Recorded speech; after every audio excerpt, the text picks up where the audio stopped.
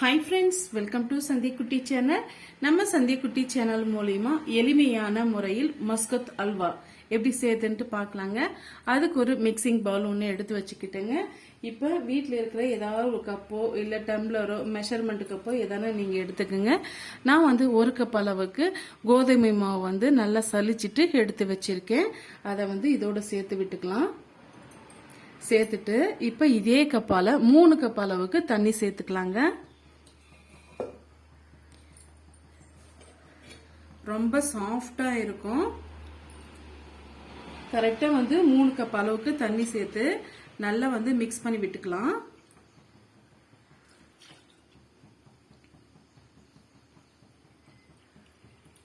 பாருங்க, இப்போ 3 கப் அளவுக்கு நம்ம தண்ணி சேர்த்துக்கிட்டோம். இப்போ ஒரு விஸ்கோ இல்ல ஒரு கரண்டியை வச்சு நம்ம மிக்ஸ் பண்ணி விட்டுக்கலாங்க.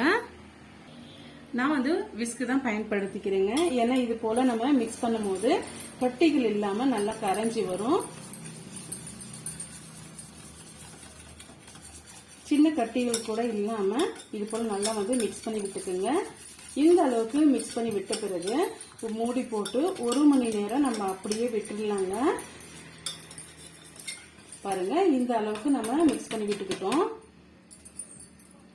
இப்ப மூடி போட்டு விட்டுக்கலாம். இப்போ ஒரு 1 hour கழிச்சு நம்ம பார்க்கலாங்க. பாருங்க, இப்போ 1 மணி நேரத்துக்கு மேலே ஆயிடுச்சு. 1.5 மணி நேரத்துக்கு கிட்டத்தட்ட ஆகுதுங்க. எந்த அளவுக்கு மாவு நல்லா ஊறி வருதோ அந்த அளவுக்கு நமக்கு மஸ்கத் அல்வா நல்ல ஒரு டேஸ்ட் கொடுக்கும். இப்போ 1.5 மணி நேரம் ஆகி போச்சுங்க. இப்போ ஓபன் பண்ணி பார்க்கலாம்.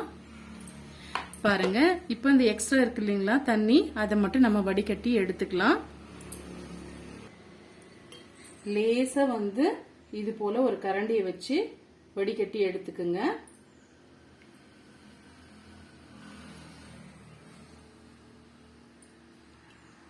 இந்த தண்ணி நமக்கு தேவை கிடையாதுங்க.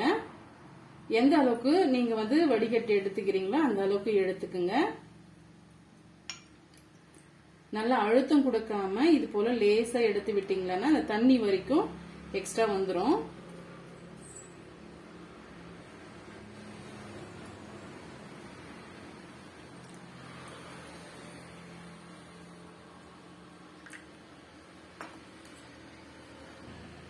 பாருங்க, எனக்கு கிட்டத்தட்ட பாத்தீங்கன்னா 3/4 கப் அளவுக்கு தண்ணி எக்ஸ்ட்ரா இருக்கு. இப்ப இது ஒரு ஓரமா இருக்கட்டும். எந்த கப்பால நம்ம அளந்து எடுத்துக்கிட்டோமோ அதே கப்பால 1 கப் அளவுக்கு பீட்ரூட் நம்ம எடுத்து வச்சிருக்கோம். எந்த ஃபுட் கலரும் நம்ம மஸ்கத் அல்வாக்கு நம்ம சேர்க்க போறது இல்லைங்க. இந்த பீட்ரூட் இதுதான் நமக்கு கலர் கொடுக்க போகுது. இதை நம்ம மைய பேஸ்டா அரைச்சி எடுத்துட்டு வந்துடலாம். இப்ப பாருங்க, நம்ம வடிகட்டி வச்சிருந்தோம் இல்லைங்களா தண்ணி, இந்த தண்ணியை இது கூட நம்ம சேர்த்து விட்டுக்கலாம். சேர்த்துட்டு அரைச்சி எடுத்துட்டு வந்துடலாங்க. பாருங்க, இது போல நைஸான பேஸ்ட்டை அரைச்சி எடுத்துட்டு வந்துட்டோம். இப்ப இது ஒரு வடிகட்டி மூலமா நம்ம வடிகட்டி எடுத்துக்கலாங்க.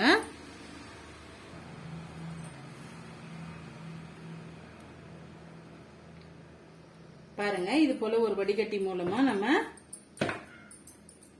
இது போல பிரஸ் பண்ணி விட்டீங்களா அந்த தண்ணி கீழே இறங்கி வந்துடும். இது கரெக்டா நமக்கு 1 கப் அளவுக்கு ஜூஸ் கிடைக்கணுங்க.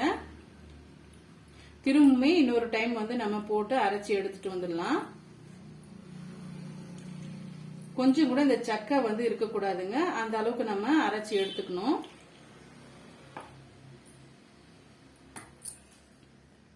பாருங்க, பீட்ரூட் ஜூஸ் நம்ம பிழிஞ்சு வச்சுக்கிட்டோம். இப்ப இது ஒரு ஓரமா இருக்கட்டும். ஒரு கடாய் ஒண்ணு வச்சுக்கலாங்க. எந்த கடாயில நீங்க அல்வா செய்ய போறீங்களோ அந்த கடாயை வச்சுக்கோங்க. இப்ப வடிகட்டி எடுத்துக்கிட்டு நம்ம ஊற வச்சிருக்க கோதுமை மாவு இதோட நம்ம சேர்த்து விட்டுக்கலாம். சேர்த்துட்டு இந்த சக்கையும் இல்லாம நல்லா பிழிஞ்சு விட்டுக்கலாங்க.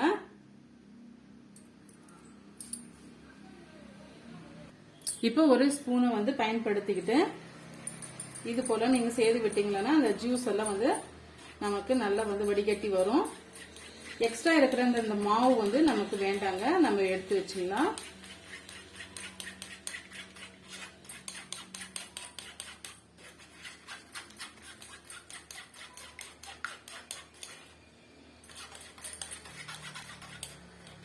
எந்த அளவுக்கு வடிகட்டி எடுக்க முடியுமோ அந்த அளவுக்கு நீங்க வடிகட்டி எடுத்துக்குங்க.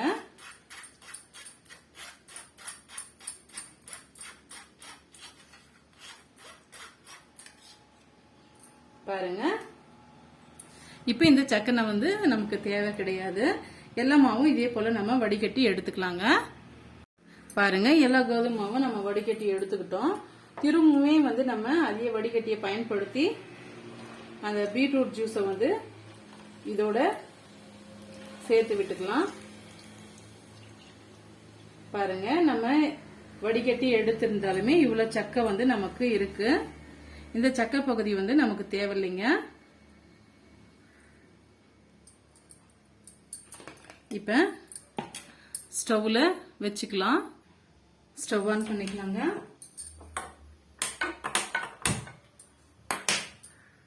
மீடியமான ஃப்ளேம்லயே இருக்கட்டும்.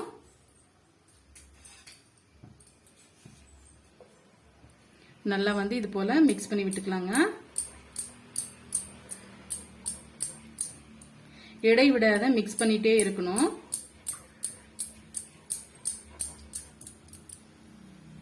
பாருங்க, ஓரளவுக்கு கெட்டிப்பட்டு வந்துடுச்சு. இந்த ஸ்டேஜ்ல நம்ம சர்க்கரை ஆட் பண்ணிக்கலாம். இப்ப நீங்க எந்த கப்பால அளந்து எடுத்துக்கிட்டீங்களோ அதே கப்பால 1.25 கப் அளவுக்கு நம்ம சர்க்கரை எடுத்துக்கலாங்க. கரெக்டா இருக்கும்.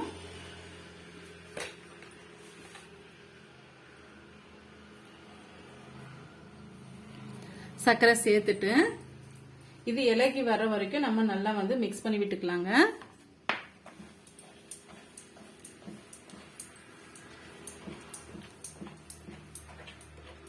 பாருங்க, ஓரளவுக்கு கெட்டிப்பட்டு வந்துடுச்சு. இந்த ஸ்டேஜ்ல நம்ம எந்த கப்பால அளந்து எடுத்துக்கிட்டோமோ அதே கப்பால 1/2 கப் அளவுக்கு வாசனை இல்லாத ரீஃபைண்ட் ஆயில் வந்து நம்ம எடுத்துக்கலாங்க. எடுத்துட்டு இதை வந்து முழுமையா சேர்த்து விட்டுடலாம். சேர்த்துட்டு நல்லா வந்து இது போல கிளறி கொடுத்துக்குங்க. ஓரளவுக்கு இந்த எண்ணெய் உறிஞ்சி வந்த பிறகு நம்ம நெய் வந்து சேர்த்து விட்டுக்கலாம். இது எண்ணெயிலேயே வந்து நல்லா குக் ஆயிட்டு வரட்டும். அப்பதான் சாப்பிடும் போது சாஃப்டா இருக்கும் நமக்கு அல்வா. நல்லா இது போல கிண்டி விட்டுட்டே இருங்க, இல்லைன்னா கீழே வந்து அடி பிடிக்கும். கொஞ்சம் ஓரளவுக்கு செட் ஆகிற வரைக்கும் இது போல கலரி கொடுத்துட்டே இருங்க. பாருங்க, எண்ணெய் வந்து ஓரளவுக்கு நல்லா அப்சர்வ் ஆயிட்டு வந்துடுச்சு. இந்த ஸ்டேஜ்ல நம்ம நெய் வந்து சேர்த்து விட்டுக்கலாம். ஃபர்ஸ்ட் வந்து 1 டீஸ்பூன் அளவுக்கு நெய் சேர்த்துக்கலாங்க. நெய் சேர்த்துட்டு நல்லா வந்து மிக்ஸ் பண்ணி விட்டுக்குங்க. கொஞ்சம் கொஞ்சமா இதை அப்சர்வ் பண்ணி வர வர நம்ம நெய் ஆட் பண்ணிக்கலாம்.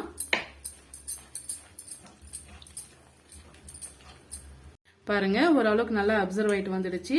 திரும்பவும் வந்து 1 டீஸ்பூன் அளவுக்கு நெய் சேர்த்துக்கலாம். இந்த மஸ்கோத் அல்வா பாத்தீங்கன்னா என் பெரிய பொண்ணுக்கு ரொம்பவே விருப்பமான ஒரு அல்வா கூடங்க. ரொம்பவே டேஸ்டியா இருக்கும், ரொம்பவே விரும்பி சாப்பிடுவா. இது நீங்க செய்து பார்த்துட்டு எப்படி வந்திருக்கு, அந்த டேஸ்ட் எப்படி இருக்குன்னு சொல்லிட்டு மறக்காம கமெண்ட் பாக்ஸ்ல பின் பண்ணுங்க. இது நல்லா மிக்ஸ் ஆயிட்டு வர வர இன்னொரு டீஸ்பூன் அளவுக்கு நம்ம நெய் ஆட் பண்ணிக்கலாம். மீடியமான ஃப்ளேம்ல வச்சு இது கிண்டி கொடுத்துட்டே இருங்க. பாருங்க, இந்த அளவுக்கு நல்லா செட் ஆயிட்டு வந்துடுச்சு. மீதமா வந்து நமக்கு 1 டீஸ்பூன் அளவுக்கு நெய் இருக்குங்க. அதையுமே ஆட் பண்ணிக்கலாம். பாதி கப் அளவுக்கு ரீஃபைண்ட் ஆயிலும் பாதி கப் அளவுக்கு நெய்யும் சேர்த்துக்குங்க. கரெக்டா இருக்கும். இந்த ஸ்டேஜ்ல நம்ம இது கூட பாதாமும் முந்திரி பருப்பும் வந்து ஆட் பண்ணிக்கலாம். 1 டீஸ்பூன் அளவுக்கு பாதாமும் முந்திரி பருப்பும் ஆட் பண்ணிக்கிறேன். உங்களுக்கு எந்த அளவுக்கு தேவையோ அந்த அளவுக்கு நீங்க ஆட் பண்ணிக்கோங்க. இதையுமே சேர்த்து நல்லா மிக்ஸ் பண்ணி விட்டுக்குங்க. நல்லா மிக்ஸ் ஆயிட்டு வரட்டும். பாருங்க, கடாயில ஒட்டாம நல்லா வந்து சுருண்டி வருது. இன்னும் வந்து 1 நிமிஷத்துக்கு நல்லா வந்து மிக்ஸ் பண்ணி விட்டுக்கணுங்கன்னா கரெக்டா இருக்கும். பாருங்க, சூப்பராவே செட் ஆயிட்டு வந்துடுச்சு. இப்ப நான் ஒரு பிளேட்டுக்கு மாத்திக்கிறேன். நீங்க கேக் ட்ரே இருந்ததுன்னா அதுல கூட நீங்க மாத்திக்கங்க. இப்ப நான் ஒரு பிளேட் ஒண்ணு வச்சுக்கிட்டேங்க. அதுல வந்து மேல போடுறதுக்காக முந்திரி பருப்பு வந்து நான் சேர்த்து விட்டுக்கிறேன். உங்களுக்கு எந்த அளவுக்கு வேணுமோ அந்த அளவுக்கு சேர்த்து விட்டுக்குங்க. இப்ப பாருங்க, இப்ப நம்ம போட்டு வச்சிருக்க முந்திரி பருப்பும் பாதாம் மேல நம்ம செய்து வச்சிருக்க அல்வாவை சேர்த்து விட்டுடலாம். சேர்த்து விட்டு நல்லா வந்து ஸ்ப்ரெட் பண்ணி விட்டுக்குங்க. பாருங்க, இது போல ஒரு ஸ்பூனை வச்சு நீங்க ஸ்ப்ரெட் பண்ணி விட்டுக்குங்க. ஸ்ப்ரெட் பண்ணி விட்ட பிறகு ஒரு 4 மணி நேரம் கழிச்சு நம்ம செட் ஆயிட்டு பின்னாடி நம்ம பார்க்கலாங்க. நல்லா செட் ஆயிட்டு வந்துடுச்சு. இப்போ நம்ம இதை கவிழ்த்து விட்டுக்கலாம். கவிழ்த்து விட்டுட்டு இது போல் நீங்கள் தட்டி விட்டீங்களன்னா நல்லா பிரிஞ்சு வரும். பாருங்க, நல்லா வந்து செட் ஆயிட்டு வந்துடுச்சு. இப்போ நம்ம பீஸ் போட்டுக்கலாம். உங்களுக்கு எந்த சைஸுக்கு வேணுமோ அந்த சைஸ்க்கு பீஸ் போட்டுக்குங்க. பாருங்க, சூப்பராக நம்ம மஸ்கத் அல்வா வந்து ரெடி ஆயிடுச்சிங்க. ரொம்பவே டேஸ்டியான இந்த மஸ்கத் அல்வா ரெசிபி உங்களுக்கு பிடிக்கும்னு நினைக்கிறேன். பிடிச்சிருந்தா மறக்காம சந்திக்குட்டி சேனலுக்கு சப்ஸ்கிரைப் பண்ணுங்க, லைக் பண்ணுங்க, ஃப்ரெண்ட்ஸ் அண்ட் ஃபேமிலியோட நிறைய ஷேர் பண்ணுங்க. தேங்க்யூ.